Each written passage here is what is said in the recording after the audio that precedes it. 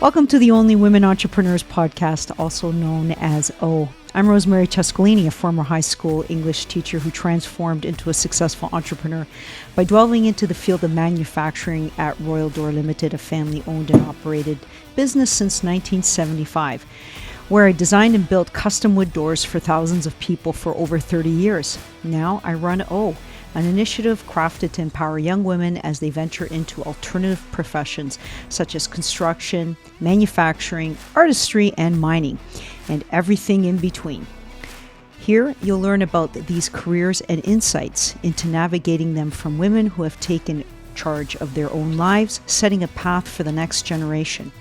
Let's break any preconceived notions of what you're supposed to do with your life and explore what the world has to offer. Get ready for an inspiring episode of the O Podcast as we welcome Carol Leon, a talented manager at Blast Design Ltd. Hailing from Guatemala. Carol's incredible journey from a junior artist to an art director and manager showcases her unyielding determination and creative prowess. Join us as we explore her experiences in the decorative glass industry and her insights into navigating challenges and embracing growth.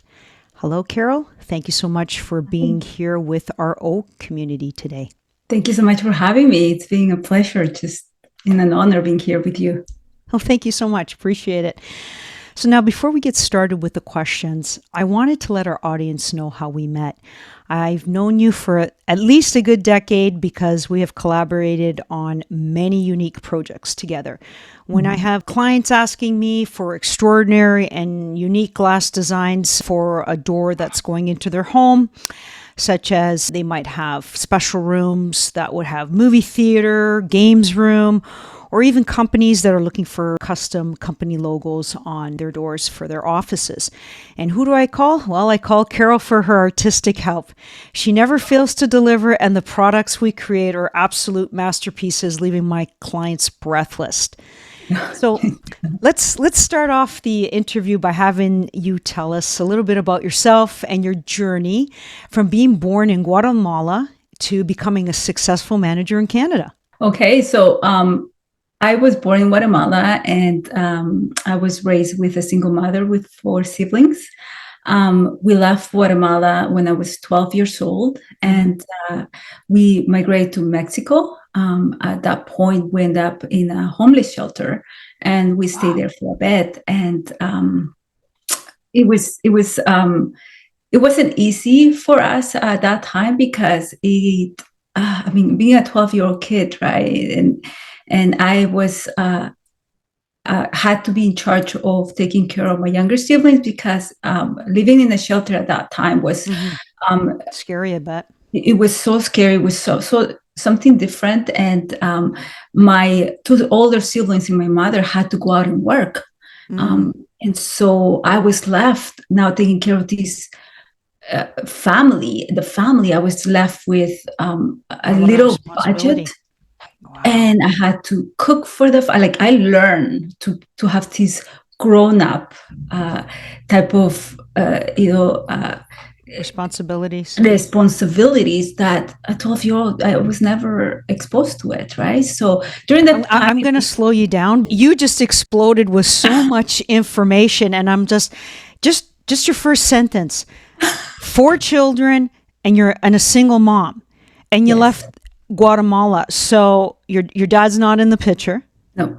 So why? What was the reason why your family left Guatemala? Well, the thing is that my mother kept us from what was happening in our life. We were sheltered that way, right? She always wanted a better future for us. And we didn't know the struggles she was going through. We didn't know the dangers we were facing. And so she sheltered us from all of that. So when we left, I had no idea why. I thought we were going for a vacation. That's what I thought, Well, you're only 12 years old, so you got to give yourself a break. So was she destined to go to Mexico, or was her end destination Canada?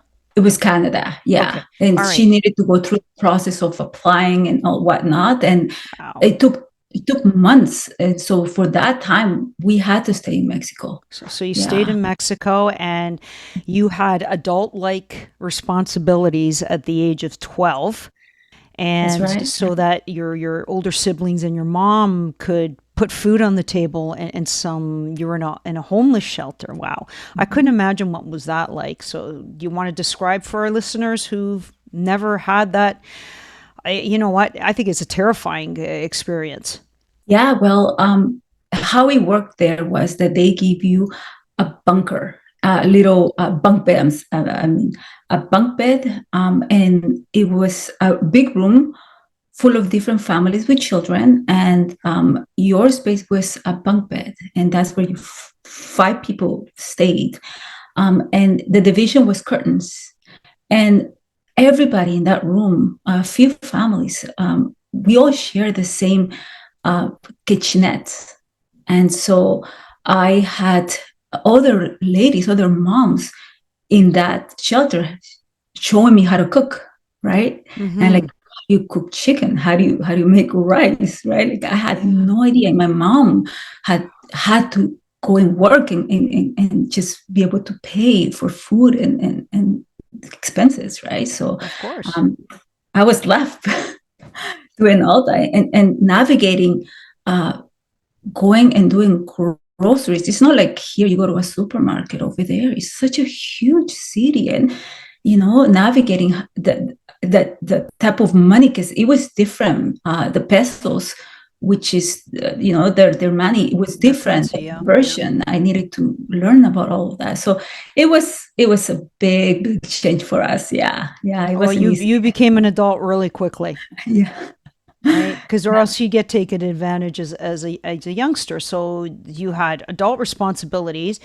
It seems that your life probably would have been put at risk being a 12-year-old wandering in a big, large city like Mexico City. I'm assuming Mm-hmm. that's where you were. Yeah. Yeah. And no one to protect you, no one to shelter you. And here in Canada, we're afraid to let 12-year-olds walk to school. We drive them. That's right. Yes. Yeah. It's funny because I tell my girls, I got three girls, and there are things that I know they're very much capable of doing. Like I know they know how to do certain Mm-hmm. things because I learned how to do them.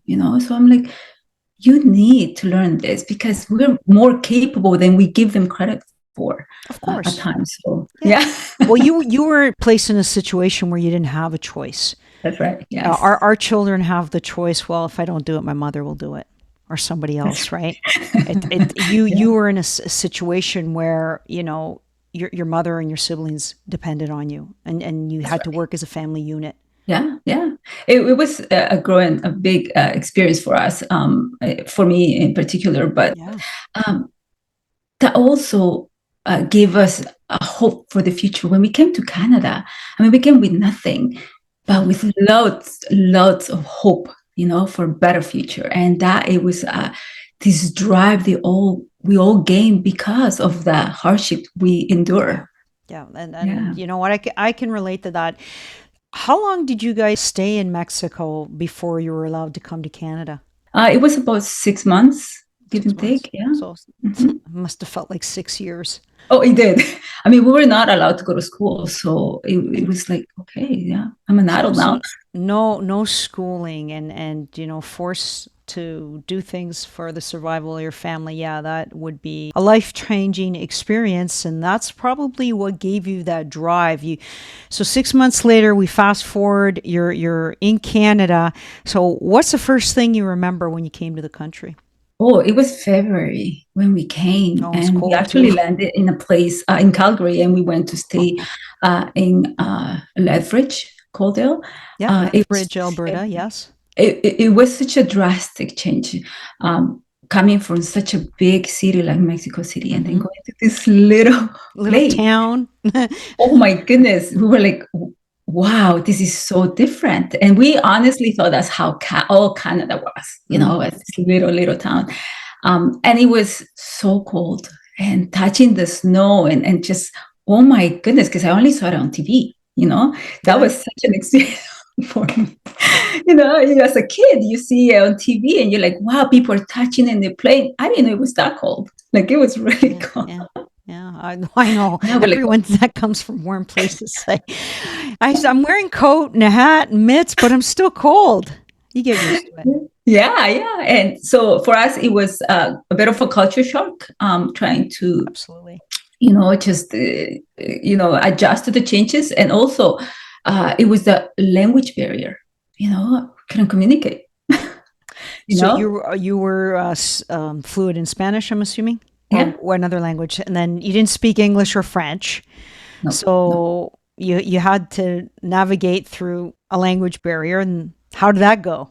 It wasn't easy. I mean, we face a lot of discrimination and bullying. Hmm. So that was unfortunate, and we did all through our school, and a lot So of how did you overcome that? Like when you were bullied and made fun of, how did you well, how did you handle that? the way we handle is that people usually we understand that if they bullying is because they're insecure about themselves. Nice. I like that You comeback. know, Good attitude. That's true. and it's true, and they didn't know me. They didn't know what I just lived through and what I just done and learned. And so I think having a more of a grown-up view, Hmm. to life helped us, and give us a good foundation. Uh, it made us just stronger. I think somebody bullying us, or because we're not wearing the clothes they're wearing, or Mm, because the accent, or I mispronounce a word. I'm in the process to grow and get better, yeah. right? And so it was more of a push, and for me to just get better at it. Yeah, Yeah, and then yeah. you So we had an didn't later face incredible, that. you had an incredible mindset, so powerful to overcome those obstacles. And a lot of things that you're saying, I'm relating. I'm remembering when I was a child too. Okay, I was born here in Canada, but my parents were first generation immigrants, and what you just described, they went through. They had the discrimination. They were made fun of. And, because they didn't have the skills, they didn't have the language, they didn't have the education, so they took whatever job was offered to them because they had a family to provide for. And then Mhm. it was okay until, okay, you don't understand anything until you start going to school. Then when you go to school, and then, like you said, kids make fun of you, they bully you. But despite those challenges, I saw the progression of my parents from being like totally at the bottom of the barrel to slowly rising up. And I said, you know what? I'm just going to watch. I believe in myself Yeah, there and you I'm go. going to show them, right? Like the That's right. bullying was tough too. Like I was beat up a few times because Good.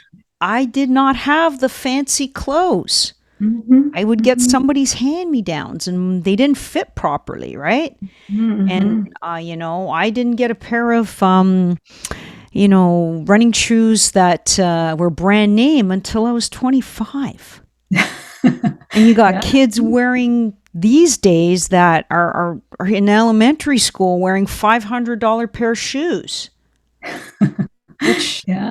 they Oh don't yeah. understand our struggle. No, no, absolutely not. And for me, because we come from a hardworking family. When I attended high school, I was working as well. Me and my sister were working to help my mom pay the bills. We Yeah. had to pay rent and we had to pay food, and so all through my high school, I was working. And I couldn't relate to the other kids. I didn't have time to Mm. go and just waste my time and go, watch a movie. No, I needed to work, and so I ended up going to four different high schools because we moved from place to place to place. So I Wow. ended up going to four different high schools. But I didn't know that opportunities that there were for me to go to post-secondary education. I didn't know that I could, go to university and focus on a career. I didn't know. And so what I ended up doing is I knew I wanted to do something in the art field. And Mm-hmm. so I started going to college, paying my education. I didn't know I could borrow money. Mm-hmm. Also, I didn't know that was available. And so I was just taking one semester at a time. today I only can afford to pay for this semester now, which is, pay for my education, work, and and that's how I was, trying to educate myself. But shortly after that, I found Blast Design, where I've been working now for over 24 years. So yeah, it was like, it was faith, that brought me to where I am here today. Yeah, and not giving up and staying focused on your goal, right? You saw the opportunities around you, and now you understand that there's so many resources out there for young people. Like you have a free education system. And then once you finish high school, and whether you want to go to college or whether you want to learn an apprentice program, in your case, I think the best place you would have excelled, but I don't think you really need it because you're an amazing artist.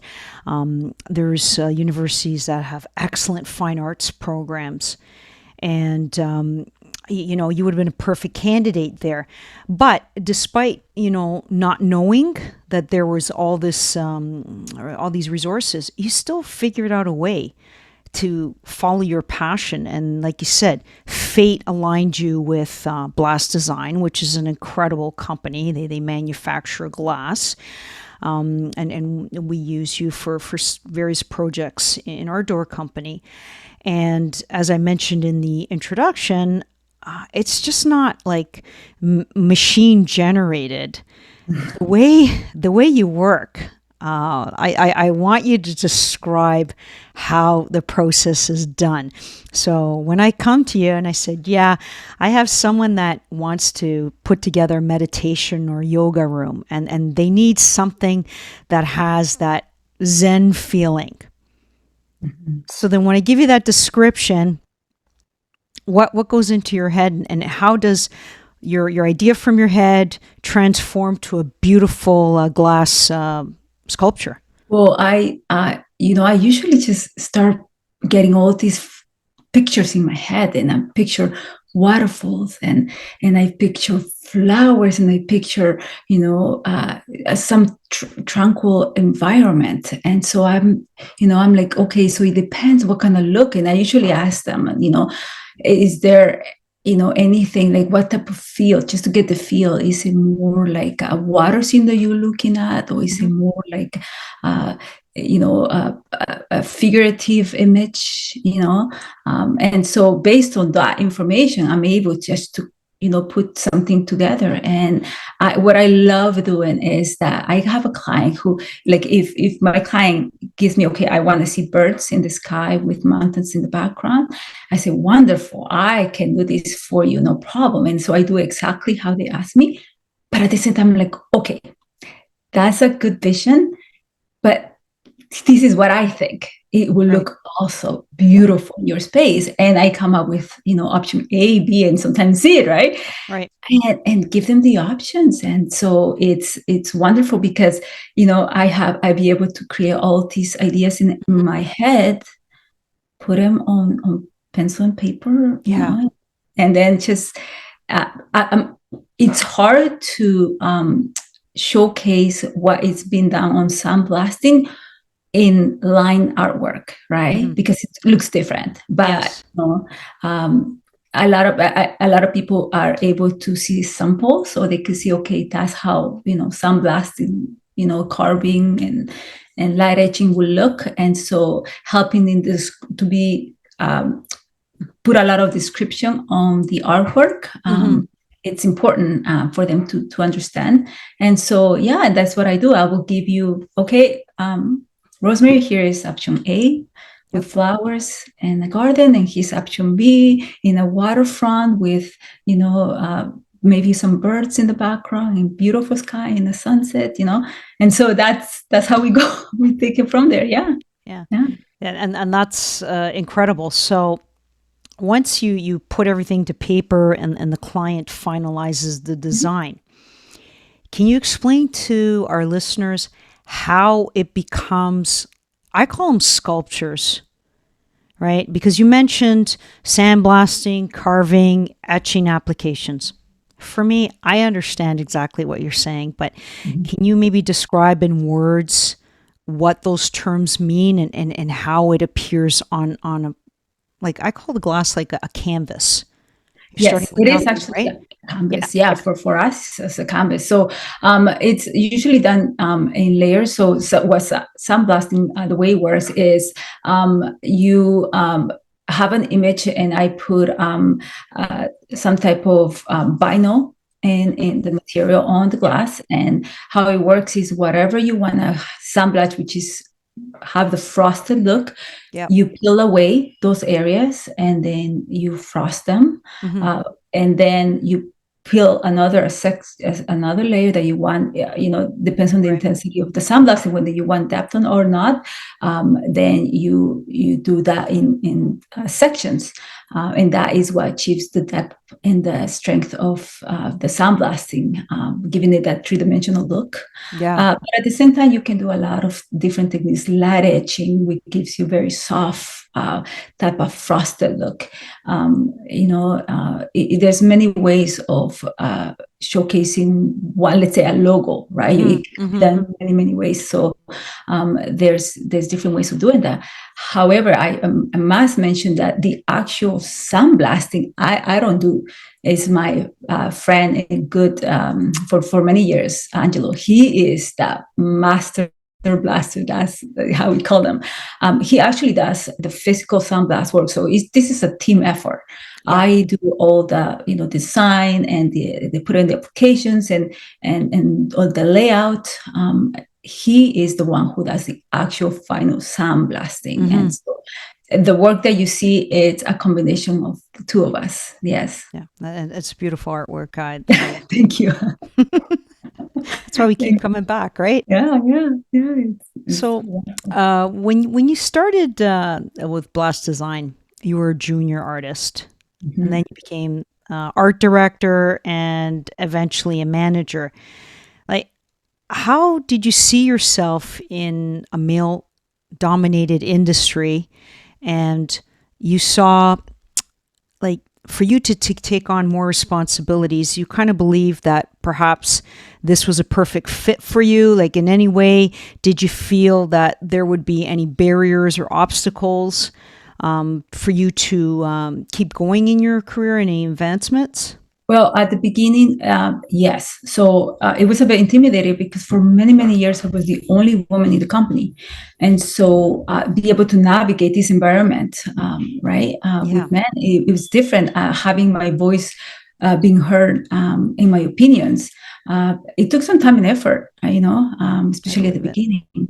And so being able to bring ideas to the table, and just stick to my gut and say, no, I bet you we can improve in this. And how about let's try that? Let's do it this way. And so I started taking all these initiatives, right? Hmm. Just to improve overall the company, right? And how we do about doing things. We were evolving.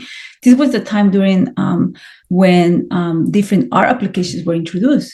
And so right away, I jump into the opportunity. I'm like, I'm gonna learn this. Yes, this is, before we used to do everything by hand, like drawing we used to do all by hand, and then we do it to upscale it to fit, let's say, a door.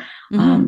Then we will do it drawing by hand, cutting by hand, and if we Wow. have to do 50 of the same designs, we will do 50 of the same, and they had to do exactly the same. That's a lot of So work. imagine now I am changing. imagining that.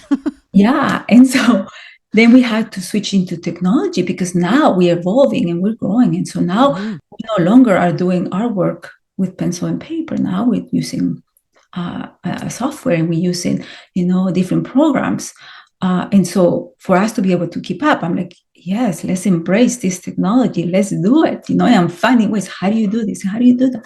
And I took my time to just learn, just grab a software and in a program. Okay, how do you do this? And start learning it, right? And so Mm. practice. practicing and learning, and then incorporating into the business. Okay, let's use this, and let's streamline the way we do, or proofing. Let's do it this way. And I was just taking all these type of initiatives and leadership roles, and I took on more responsibilities, and so that helped us a lot. And I was able to, okay, so they were able to say, okay, she brings something to the table. Yes, let's listen to what Carol has to say. But I think your past experiences, having such a tough childhood, it gave you the courage to speak up. And you say, hey, you know what? I have a lot of good qualities and skills that will better the company. And you know what? Your owners or the management there listen to you. And you guys were able to bring about a lot of good things. And that's why you're still in business, right? Part of companies that fail is they don't evolve, they don't change with times. And that's right. What you're just saying, like, I don't think a person like me or someone lacking the artistic skills could ever have thought of going into a career in the glass industry, right? And because I can't draw. But now you're just saying with technology, which you guys have adapted, would it be possible for someone who doesn't have artistic talent to be able to create the awesome designs that you do? Actually, no, you also need the skill. I think you also need to know how to balance images, I mean, a lot of things are still done by hand, for me, I'm so used to it. And you still do certain things by hand.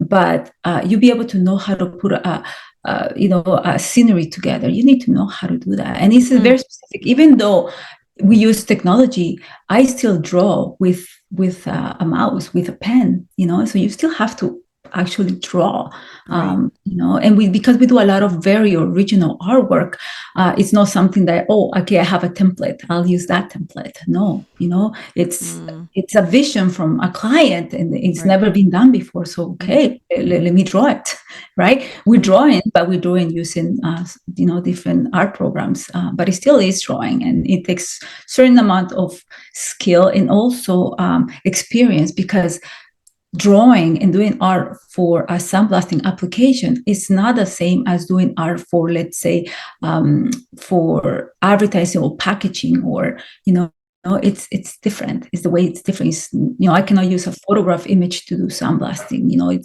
I actually need to physically draw that image, because we use vector graphics, so everything, it has to be perfect. The lines has to be meticulous. Any little line that you do, it has to be perfect. So it takes a skill to be able to do what I do, and plus 24 years after, right, I'm pretty good at what I do. For sure. So I don't think I'm going to be joining your type of career anytime soon. I really don't have the skills, and I don't think I'm able to acquire them, but no problem. But it's someone that does have skills like yours.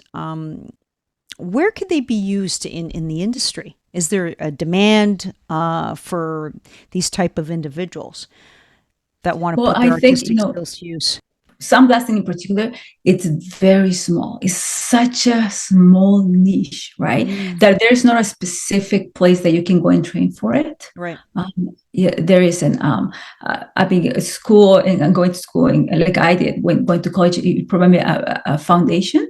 Right. But what made it was, what I bring to the table, and the skills, right, that I bring to the table. And so that is what actually honed my skills, practice and trial and error. A lot of things that we had to do were not ever done before, and so it was trial and error with, techniques that we use. And so I think if you have overall an artistic background, it opens so many doors. It might not be necessarily for sandblasting, but just having that artistic, there's so many ways you can use talents, and so many other fields that probably are not just like sandblast.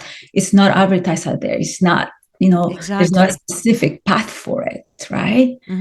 But if, you go and just find out, okay, how is this done? I like how that looks. Who does it? There's somebody behind this who's done it.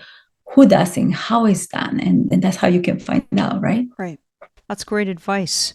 So, besides your creative abilities, you've started out some personal business ventures, including Serene Limited and Maternity Clothes. So, how did these experiences contribute to your overall journey? Well, it was funny that during my maternity leave, I felt that I have time in my hands, and I said, okay, I am taking care of my baby, but I have time. I'm so used to, being creating something, doing something, right? And so during the time, I'm like, I'm going to create this product. And I started creating the product. I opened a corporation. I started learning about packaging, design, I started learning about advertising. I learned about product placement. I look about transportation, sales. I took import-export courses. I got my license. I was in the National Women's Show, doing All these things. You're busy. And I did it, and I actually got my product in 35 pharmacies, selling it. Congratulations. And so that's great. Thank you. And so, but my maternity leave finished.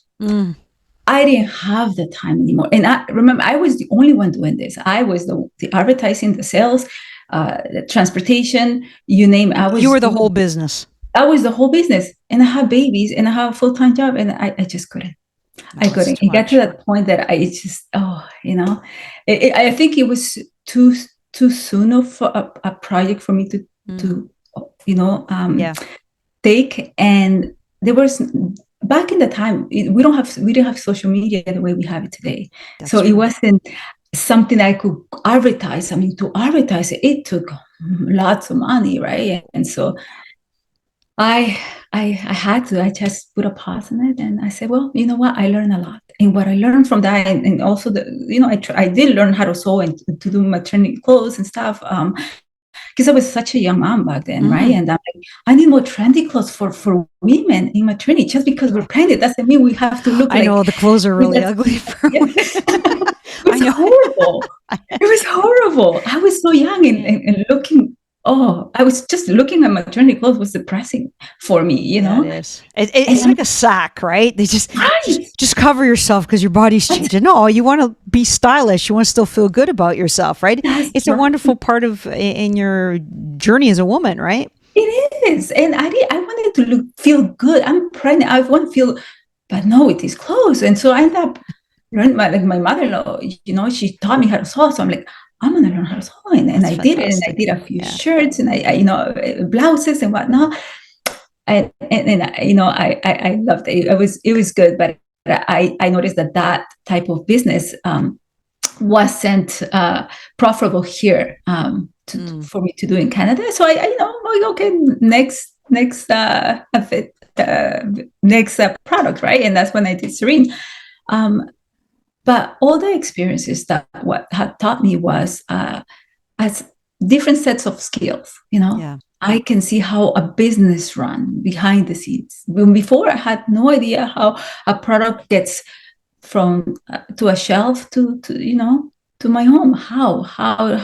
Somebody came up with a product, and somebody thought about the packaging, and somebody had to pay to put this package in the shelf, and how much that's the cost. All of that. I mean, I learned so much during that time, and I think that type of knowledge that I gained has helped me as a manager now. There's a lot of things that I learned that I bring with me. That has been very powerful to learn, and I apply it to Blast nowadays. So yeah, it's been very helpful. So yeah, it seems like your experience have helped you to move up into the company, right? So it's actually better run, and you become an invaluable employee to them. And that's great to hear. So are you going to revisit the opportunity of reopening those businesses? Because you mentioned earlier that you do have 3 daughters, who I'm assuming that are school age, or are they out of school? No, I have 2 in university. Oh, okay. My oldest is finishing her master's in design. The second one, she is following the arts as well. And my youngest, she's finishing grade 12, so on her way. Yeah, so maybe you'll Yeah. have a little bit more time to revisit it. And like you said, now you have social media, and it would make this type of business a lot easier. Yes, absolutely. I see that. I was seeing how social media became this big thing, especially for business, because at the beginning it was mostly for a personal thing, and then more business started using. And I say, hey, we need to put Blast Design in out there as well, right? And Of so course. I opened, the Instagram account, and I started, making all these videos and all these things for Blast, showcasing what we do, Yeah. And then again, this is something else that I learned how to do, because at the beginning I didn't know how to do it. So I'm like, I'm gonna educate myself, and I want to see, how do you post a video, and what kind of video should I showcase, and all that, right? And so I see how social media plays such a big, important role for Sure is. businesses, right? And personally for us, we have grown because of it. We got so many more clients because of it, and so it's been such a wonderful That's tool for great us, news. Okay. for social media. And so if I go back to revisit, my products, Reen, I would think that, yeah, social media will do wonders for it, right? But it's just that, okay, I'm so busy nowadays that maybe it's something that I've done and I learned from and time to move on. I don't know. Maybe later on I'll think about it. Yeah, perhaps down the line, right? But there's some really important takeaways from what you said. Okay, you don't hear a lot of people staying at one company for 24 years, right? We as employers, we try to start a bond with our employees from day one, because we treat them as part of a team. Like you just mentioned, Angelo is part of your team, and your designs can't happen without his involvement. Mm-hmm. And so it's important that for people to have a lifelong and happy career, is you got to be willing to participate in the running and operation of the business, because you're there at, I call them boots to the ground, where you're in the day-to-day operations, and you might see something that maybe could be run more efficiently.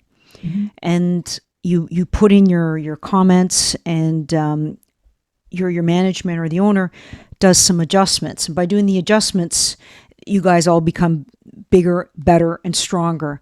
And that's one thing that I think our younger generation doesn't understand, because it's not just going to a job for the money. Yes, I could be at this company and I might be making a salary a little less, but then I can jump to this other company and they can give me so much at a financial level, but they're not giving me things where I can give and take and grow in the process. So I'm really glad that you brought it out, that you have this incredible relationship with your employer, and you guys in the process have grown and have received more accessibility to society in general, because it's a lot of benefits that they can gain from your services. Yes, absolutely. It's been a very fulfilling career for me for those 24 years, although we changed owner along the way. It's been great experience. I've learned so much from everybody in the company. Everybody has something that can teach you and you can learn from, right? It's amazing.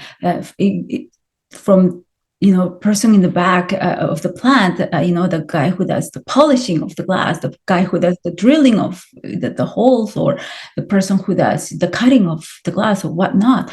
There's things that I can learn from them, right? And I ask, so what are the specs for this, and what is the minimum cut you can do, and what is the polishing? There's so much that we all can learn from each other, right? Yes. In a professional level, and as a personal level, there's been great help. There's sometimes I remember I did a mirror for a client, and he has a writing in a different language. I didn't understand it, so I asked one of my coworkers, "Can you translate this movie? Yeah. Please proof it. is the spacing of the letters, is this how it is? And it was so helpful to have someone that could understand that, Yeah. text. And so it's just having a good relationship with your coworkers is so important. The environment needs to be there as a team, and work well with people.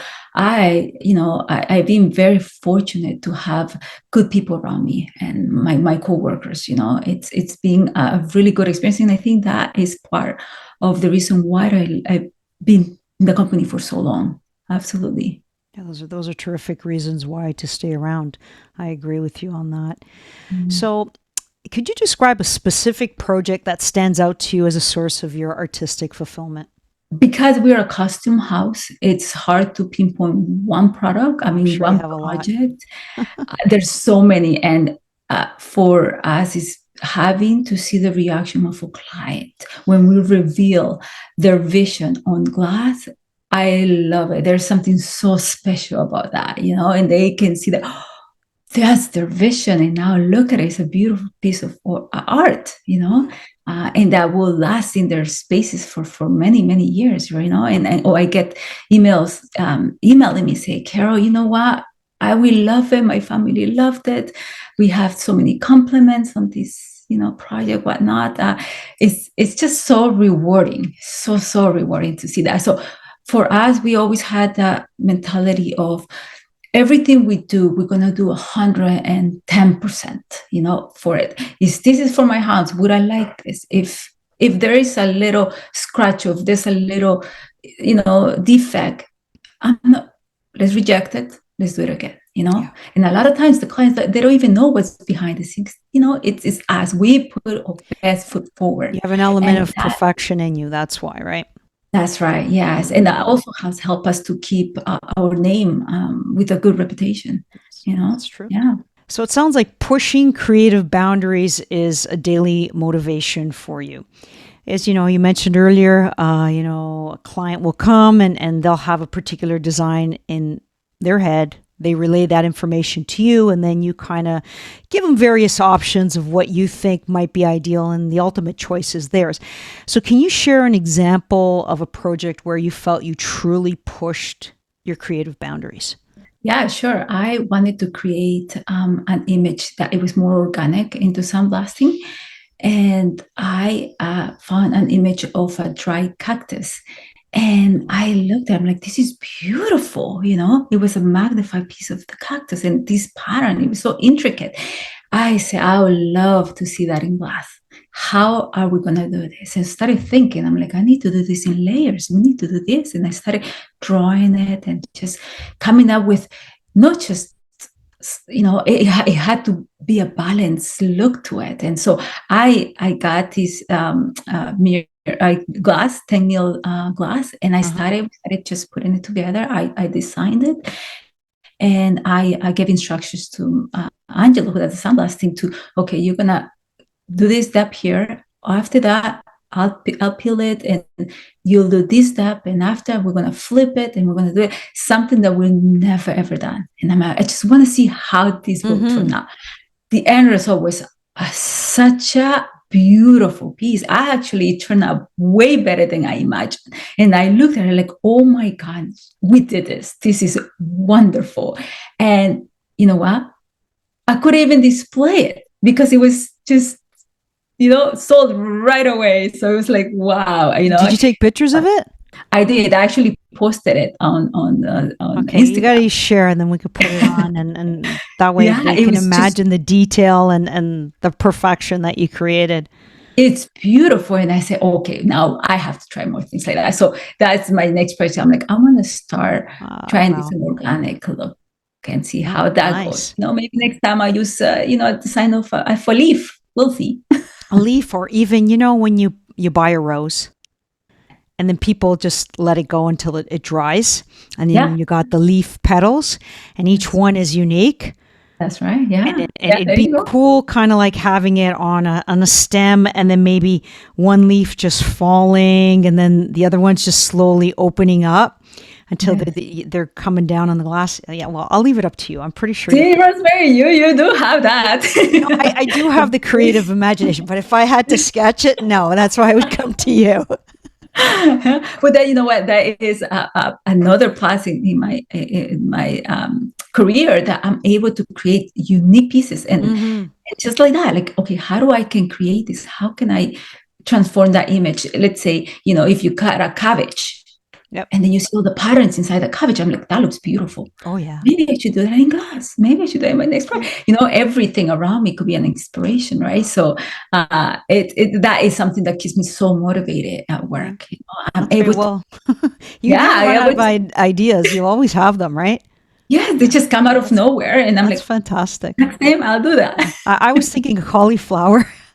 Because cauliflower, each flora is very different, or broccoli. And then you can use that for maybe kitchen decoration, you know, like a nice glass sculpture. Either you can have it on a stand, or you can put it on the wall somewhere. Like, yeah, I don't know. There's so many things that you can create. The possibilities are really endless. Yeah. That's great. Yeah. So if you were to go back in time to your younger self, would you still choose this career path? And if not, what would you have changed? You know what? It's been such a blessing to be where I am today, and always because of my experiences in the past. So I would not change anything. I just, no. I'm actually have a career that I absolutely love. Yeah. And I love what I do. I love, what we stand for. And I'm just so thankful for it. And so I will not change anything. That's good. Like I said, I see your passion all the time. Even, you know, we talk on the phone or we converse on the computer. Like you're always, you know, happy. And that's a unique experience, because not everybody is as happy as you are. And then it shows because you love your work. Yes. Thank you. So what advice would you give young women who are contemplating a career in this male-dominated field based on your journey and experiences? Do not shy away from it. Just because you find something a bit difficult, you know, don't shy away from your dreams. Nice. You know, your voice can be heard, and it needs to be out there. As women, we need to represent where we stand. I see me representing in the glass industry, and I'm one of those women who are representing and changing that, you know, the old vision of just men in the industry, right? Like, I'm here not just representing me, I'm representing women around me. And so it is important for women not to shy away from it if that's what they want to pursue. You know, the challenge is look at them as an opportunity to learn and to grow from them. Yeah. Right. That's such an important point you brought up, because this is one of the reasons why I'm doing the podcast. It's like you said, a lot of young girls, they say, well, I'm not going into manufacturing or construction. It's all guys there. No, it's not true, because week after week, I'm bringing in women who are actually working in these so-called male-dominated industries. We're changing the landscape. And it's going to be a time, and hopefully it will be soon, where that thought is gone. Because when you walk into a manufacturing place like yours, you're going to see equal amount of men and women. Or you might see a condo being built in the city, and again, equal amount of men and women. And you know what? Everyone can contribute. You know, don't think that it's a guy job only or a woman job only. Everybody's welcome. And that's so important. So could you share some of the key lessons you've learned throughout your career that you believe would benefit others? It's, you know, the key lessons is, again, is get those obstacles and see them as challenges to grow and to learn. You know, don't stop because, you know, it's maybe you don't know, educate yourself. You know, if you don't know something, educate yourself. If you don't know, ask someone to help you. You know, nowadays we have so many sources of information out there that, you know, we can just grab and learn from. And so don't shy away from change. Don't shy away from, you know, learning new techniques, learning technology. all of that is something that will help you stay focused and reach your goals. That's great advice. Now I just want to brush upon your college education. Do you think that was really necessary for your career growth, or would you have been able to achieve your current position through different paths, like just working hands-on experience? Well, for me, college played a foundation. But what brought me where I am here today was my determination to improve and get better and learn. And so, because of that, I think it was what my drive behind it is what brought me where I am today. Right. Now, for some women that may not have that drive, they might be in a situation similar to yours, but they didn't have that courage like you showed. Is there like some support that that could help women find that drive? Like, are there organizations or networks perhaps in the artist industry that could probably mentor or help women to find and pursue their passions? Do you know any of that? No, personally, I don't. I mean, okay. I know you. And you can always send them my way and I can help them. But I always ask that question because I don't know everything. And like you said, every day is a learning experience. And if I can put one piece of information out there that can help someone, then you know what, we did our job. Yeah, absolutely. I mean, I tell my daughters because, I mean, I've been in the industry for 24 years. So for me to ask for guidance and help, it is more of a self-taught journey for me. But I tell my daughters, seek advice, talk to your professors, see where this organization, and nowadays there's tons out there that can help you. All you need to do is just search for them. That's good. Great advice. So how do you envision your legacy in your industry, particularly as a role model for other aspiring young women? I want them to know that I was one woman that cut through barriers and is changing, the industry, glass industry, leaving her mark behind with beautiful artwork, and that it shows that it can be done. And my work has been displayed all over the world. It was funny because the other day I heard that my work was seen in an airport somewhere in Chicago. And then another time a coworker went on a cruise and I said, we saw your work in the cruise ship in the store. Somebody else went to the Bahamas. It's like, oh my gosh, my work. A lot of times I don't know what the end of it, where it's installed. I just do it, right? I walk to the, a hotel and I see, oh my gosh, this is where, that job. I love that feeling. I guess I get the same feeling when I walk into a restaurant chain or a hotel. Now our products are going in retirement homes and it's like, it's exactly what you said. And then my kids might think I'm weird because then I start looking at it and, and I go, oh, okay, I remember the technique. And you're an artist, right? So you if you see your design somewhere, it brings back memories on how you created it. So I got that similar passion too, but I love seeing it. I know. It's so rewarding, isn't it? I did this huge panels. It was for the entrance of a lobby of a hotel that they were just renovating. And I did it in sections. I mean, these were massive, massive panels, right? And I did a bird scene on them, but I did them in sections, right? Yeah. Once it installed, it was such a grand thing to see, I'm like, oh my gosh, I can't believe we did this. I can't believe that's my design out there, And so leaving that legacy behind, oh, how rewarding is that? Oh, for sure. Absolutely. It's priceless. It's gonna outlive me. Yeah. It's gonna outlive you, and that means your artwork lives on. Yes. And that's our true legacy. Yeah. And that is incredibly satisfying to your soul. Yeah, it's so rewarding. Yes. Absolutely. Yeah. So Carol, as we wrap up, we're immensely grateful for your time and insights. Your journey embodies the spirit and empowerment that O stands for. So for our listeners who want to connect and learn more about you or Blast Design, where can they go? Okay, they can go to our website, blastdesignlimited.com. You can find me on Instagram, blastdesignlimited.com, or email me direct. So Carol at Blast Design Limited. So yeah. If you need to get in touch with Carol, you heard where you can find her. So Only Women Entrepreneurs is here to support and guide women on their entrepreneurial and alternative career journeys. To learn more about the free resources we offer, visit our website, onlywomenentrepreneurs.com, for insights, interviews, and content tailored specifically for women navigating the business world or alternative careers.